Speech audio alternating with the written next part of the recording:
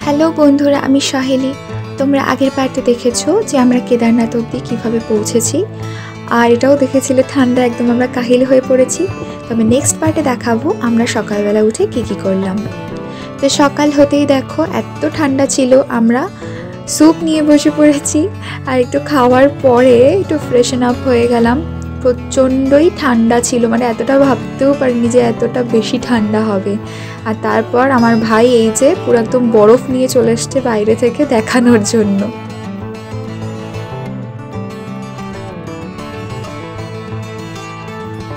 তো এই যে দেখো আমরা টেন্ট থেকে বেরিয়ে পড়েছি, আর টেন্ট থেকে বেরিয়ে দেখতে পাচ্ছ যে দুটো টেন্টের মাঝখানে কেমন বরফ জমে রয়েছে।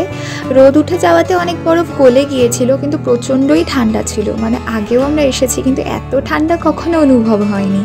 মানে রাতে -10 থেকে 12 অবধি ছিল, তো প্রচণ্ড ঠান্ডা ছিল। আর এদিকে মা সকাল সকাল স্নান করে ঠান্ডাতেও সব কিছু জামা কাপড় মেলে দিয়েছে। আমরাও ফ্রেশন আপ হয়ে গেছি, এবার মন্দিরে যাব।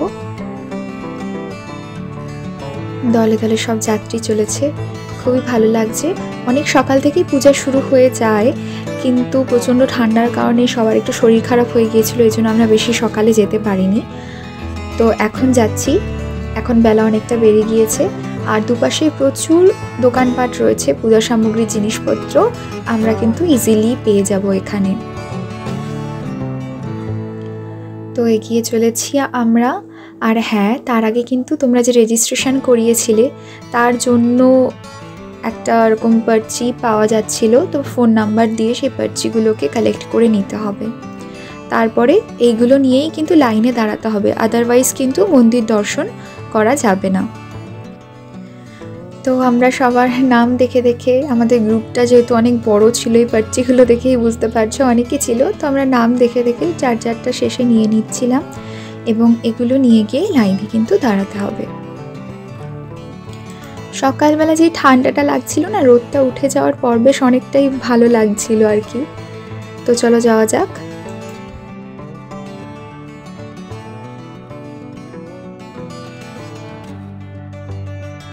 আমরা এখন কেদারনাথের রাস্তায় যাচ্ছি, তো মানে মন্দিরের দিকে।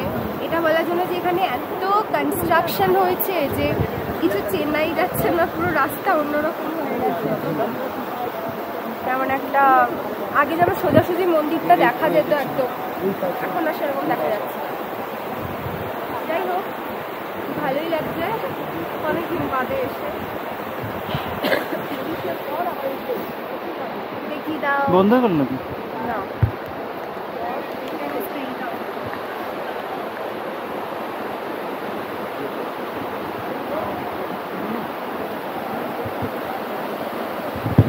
চলো আবার মন্দিরের সামনে গিয়ে দেখাবো। আর এটা হচ্ছে মন্দাকিনী নদী আমাদের।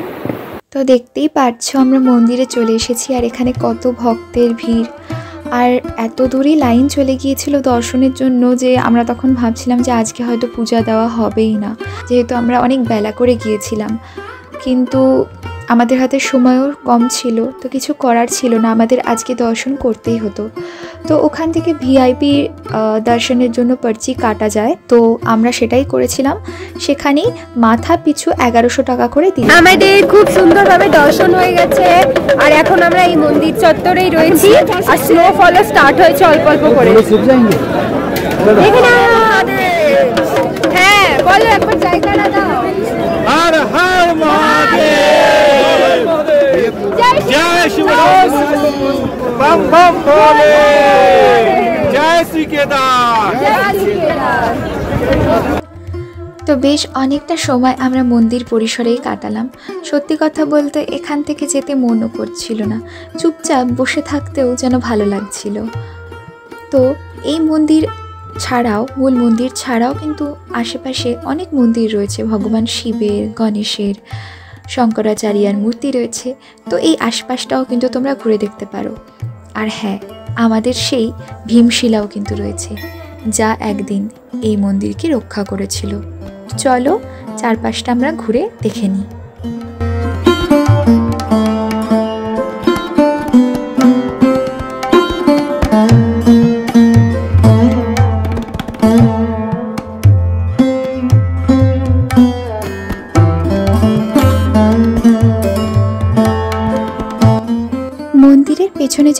কুণ্ডটি দেখছো এবং যেই মাতাজি বসে রয়েছেন সবাইকে জল দিচ্ছেন, মনে করা হয় এই কুণ্ডের জল পান করলে নাকি সমস্ত রকমের রোগ সেরে যায় এবং তাই সকলেই এটিকে চরণামৃতর মতো পান করে থাকেন।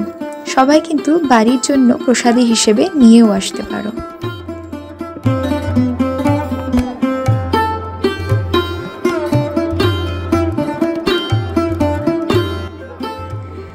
তারপরে আমরা মন্দিরের ঠিক পেছন দিকে দেখো সিঁড়ি দিয়ে উপরের দিকে উঠে যাচ্ছি এবং এখানেই রয়েছে কিন্তু সেই মহান ভীমশিলা।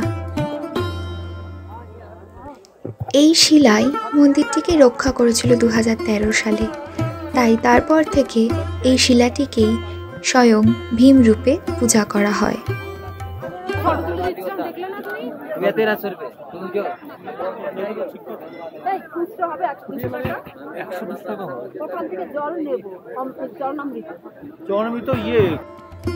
তারপর আমরা সোজা রাস্তা বরাবর এগিয়ে চলেছি এবং সামনের দিকে কিছুটা এগিয়ে গেলেই রয়েছে শঙ্করাচার্যের সমাধিক্ষেত্র।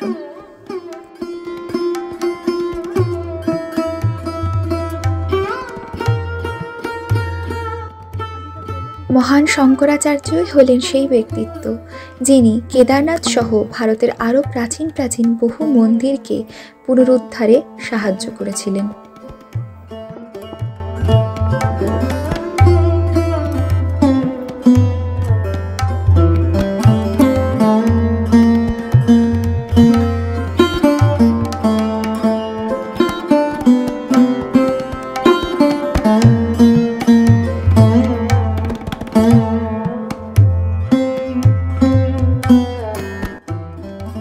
তারপর আমরাও এখানে ভগবানের চরণামৃত নিয়ে নিলাম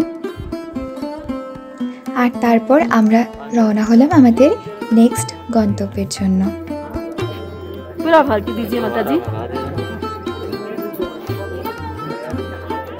ওই আগের যে আমরা গেছিলাম মানে টেন্টে ছিলাম, ওখানে থাকা যাচ্ছিল না, এতই ঠান্ডা। তো এখন আমরা এই হেলিপ্যাডের যে ডরমেটারি যে হাউসগুলো আছে ওই ডরমেটারিতে চলে এসেছি। এখনই দেখিয়ে দিই।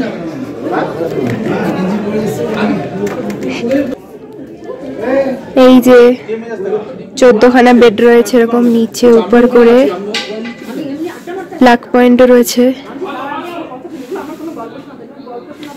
বাস, আর এখন আমরা এই যে হেলিপ্যাডের এই গ্রাউন্ডের এইগুলোতেই ছিলাম।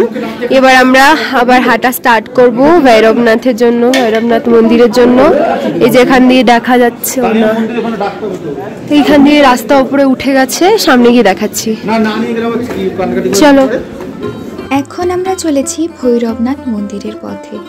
ভৈরবনাথ হলেন কেদারনাথ মন্দির তথা সম্পূর্ণ কেদারনাথ উপত্যকার রক্ষাকর্তা। কেদারনাথ মন্দির থেকে ভৈরবনাথের দূরত্ব 800 মিটার থেকে 1 কিলোমিটার মতো। বাবা কেদারনাথের দর্শন ও পূজা অসম্পূর্ণ থাকে যদি আমরা ভৈরবনাথ ভগবানকে পূজা না করি। সমগ্র শীতকালে যখন কেদার বাবাকে 6 মাসের জন্য ওঙ্কারেশ্বর মন্দিরে নিয়ে যাওয়া হয় উখি মঠে, সেই সময় সম্পূর্ণ কেদারনাথের রক্ষা করেন বাবা ভৈরবনাথ। বাবা ভৈরবনাথের মন্দিরে যাওয়ার পথের ধারেই ছোট্ট একটি মন্দির পড়বে। মন্দিরটির ভেতরে মূলত একটি রয়েছে জলকুণ্ড এবং সবচেয়ে অবাকজনক বিষয় হলো এই জলকুণ্ডের সামনে বসে কেউ যদি মন থেকে ভগবান শিবের যে কোনো নাম উচ্চারিত করে থাকেন জোরে জোরে, তাহলে সেই জলের মধ্যে থেকে বুদবুদে উঠতে শুরু করে, যা সত্যি অবাকজনক। হয়তো ক্যামেরায় খুব বেশি ভালো বোঝা যাচ্ছে না, তবু একটু বোঝবার চেষ্টা করো, বুঝতে পারবে।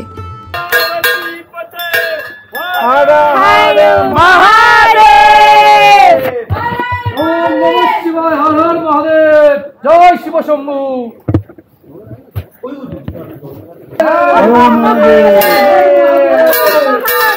হর হর মহাদেব, হর হর মহাদেব। বলে জয় ভোলে, হর হর মহাদেব, হর হর মহাদেব, হর হর মহাদেব। আবার কোন জায়গা ওই যে দেব, হর হর মহাদেব, জয় ভোলে, জয় ভোলে, জয় ভোলে, জয় ভোলে। এবার আমরা আবার ভৈরবনাথ বাবা দর্শনের জন্য রওনা হলাম। তার জন্য প্রথমেই আমাদেরকে এই ব্রিজটি ক্রস করতে হবে এবং মন্দাকিনী নদীর অপর পারে যেতে হবে, এবং অপর পারে যাওয়ার পরেই সোজা রাস্তা খাড়া পথে উঠে গিয়েছে ভৈরবনাথের মন্দিরে। সেই পথ বেয়েই আমরা কিন্তু এগিয়ে চলব।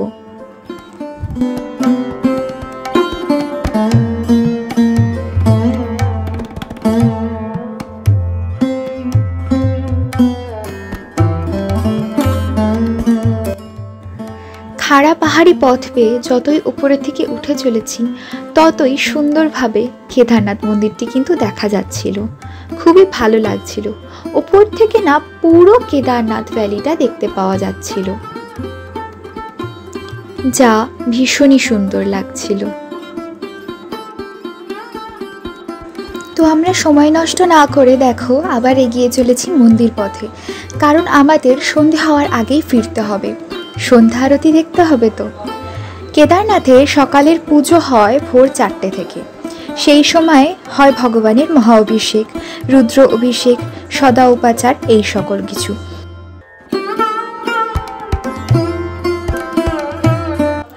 তারপর আবার জনসাধারণের জন্য মন্দির খোলা থাকে সকাল 7:30 থেকে 12টা পর্যন্ত এবং বেলা 3টে থেকে সন্ধ্যে 6টা পর্যন্ত।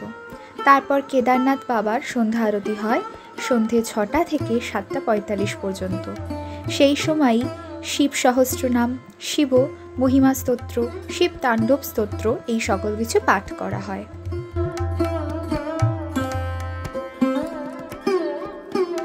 তো ভৈরবনাথ মন্দিরে যাওয়ার পর খুবই ভালো লাগছিল। মনে হচ্ছিল সত্যি এখানে যদি না আসতাম কিছু একটা অসম্পূর্ণ থেকে যেত। তো আমরাও সকলে গিয়ে একে একে বাবার পূজা অর্চনা করতে লাগলাম নিজেদের মতন ভাবেই। তোমরাও দেখতে থাকো এবং দর্শন করে নাও বাবা ভৈরবনাথের।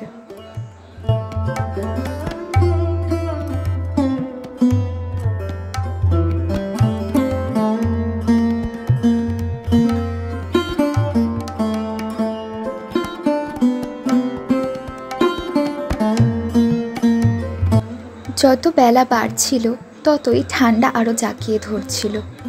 তারপর আমরা ভৈরবনাথ থেকে ফেরার পথে সূর্যাস্ত দেখব বলে পাহাড়ের ঢাল বেয়ে উপরে উঠে গেলাম।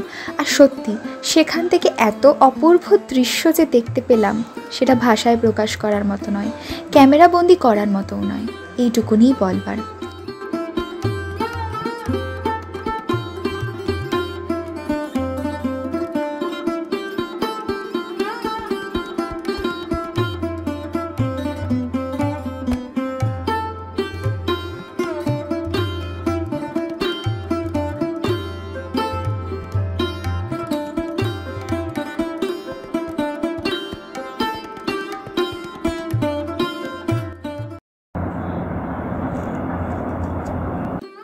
তো তারপর একে একে আমরা সবাই নিচে নেমে আসলাম এবং সুন্দর সন্ধ্যা আরতি দর্শন করলাম। এই তোমরাও আমার সাথে এই আরতি দর্শন করো এবং সব শেষে বলো জয় শিব শম্ভু।